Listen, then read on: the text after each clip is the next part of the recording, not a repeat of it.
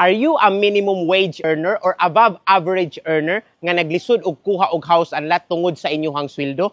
Karon, tudluan ti ka unsa imong buhaton. Una, dapat mukuha ka og pre-selling units. Ayaw ng RFO because pre-selling units, you still have time to prepare in terms of your finances, in terms on your documents. Ikaduha, dapat mag-advance ka or mag-back up kag usa ka extra co-borrower. Kay if in case dili ka kapasar, naa kay usa ka extra co-borrower nga maoy mudugang sa imuhang sweldo para sufficient na ka sa imuhang home loan application.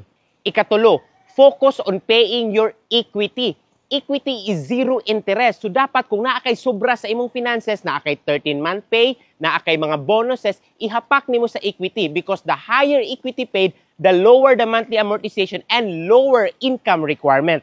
Ikaupat, dapat mo palit na ka ASAP. Why? Because property is keep increasing. Kung ang property musaka ang presyo, musaka sad ang income requirement. So dapat mo palit na ka dayon. Ikalima, consider applying a high-paying job. Mangita kag trabaho as early as now para sufficient na ka sa imuhang income para sa imuhang home loan pohon.